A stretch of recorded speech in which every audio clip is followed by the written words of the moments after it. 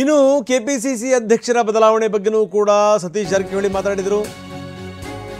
ಒಬ್ಬೊಬ್ಬರು ಎರಡೆರಡು ಪ್ರಮುಖವಾದಂಥ ಹುದ್ದೆಗಳಲ್ಲಿ ಇರಬಾರದು ಅನ್ನುವಂಥ ಮಾತನ್ನು ಕೂಡ ಆಡಿದರು.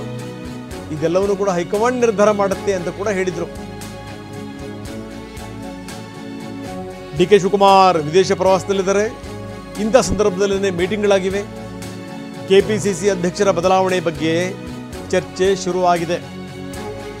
ಸತೀಶ್ ಜಾರಕಿಹೊಳಿ ಕಣ್ಣಿಟ್ಟಿದ್ದಾರೆ ಕೆಪಿಸಿಸಿ ಅಧ್ಯಕ್ಷ ಸ್ಥಾನದ ಮೇಲೆ. ಹೀಗಾಗಿ ಎಲ್ಲರನ್ನೂ ಕೂಡ ವಿಶ್ವಾಸಕ್ಕೆ ತೆಗೆದುಕೊಳ್ಳುವಂಥ ಮೊದಲ ಪ್ರಯತ್ನನ ಇದು. ಇನ್ನು ಸಿದ್ದರಾಮಯ್ಯನವರ ಬೆಂಬಲ ಕೂಡ ಇದೆಯಾ? ತಮ್ಮ ಬಣದ ಒಬ್ಬ ನಾಯಕನಿಗೆ ಕೆಪಿಸಿಸಿ ಅಧ್ಯಕ್ಷ ಗಾದಿಯನ್ನು ಕೊಡಿಸುವಂಥ ನಿಟ್ಟಿನಲ್ಲಿ ಸಿಎಂ ಅವರ ಒಲವಿದೆಯಾ? ಇದರ ಬಗ್ಗೆನೂ ಕೂಡ ನಿನ್ನೆ ಚರ್ಚೆ ಆಗಿದೆಯಾ? ಡಿ ಕೆ ಶಿವಕುಮಾರ್ ವಿದೇಶ ಪ್ರವಾಸದಲ್ಲಿರುವಂಥ ಸಂದರ್ಭದಲ್ಲೇ ಈ ಪೊಲಿಟಿಕಲ್ ಗೇಮ್ ಯಾಕೆ ಶುರುವಾಯಿತು? ಯಾರು ಶುರು ಮಾಡಿದರು? ಯಾವ ಕಾರಣದಿಂದ ಮಾಡಿದರು? ಸೊ ಇದೆಲ್ಲದೂ ಕೂಡ ಸತೀಶ್ ಜಾರಕಿಹೊಳಿ ಮೊನ್ನೆ ಹೇಳಿದಂಥ ಮಾತುಗಳು. ಕೆಪಿಸಿಸಿ ಅಧ್ಯಕ್ಷ ಸ್ಥಾನದ ಮೇಲೆ ಅವರು ಕಣ್ಣಿಟ್ಟಿದ್ದಾರೆ.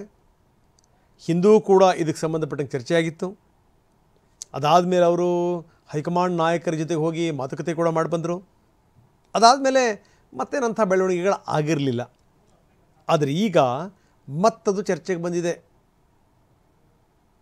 ಒಬ್ಬರೇ ನಾಯಕರು ಎರಡೆರಡು ಪ್ರಮುಖ ಸ್ಥಾನಗಳನ್ನು ಹೊಂದಿರಬಾರದು ಅನ್ನುವಂಥ ಮಾತನ್ನು ಸತೀಶ್ ಜಾರಕಿಹೊಳಿ ಇಂಥ ಸಂದರ್ಭದಲ್ಲಿ ಹೇಳಿರೋದು.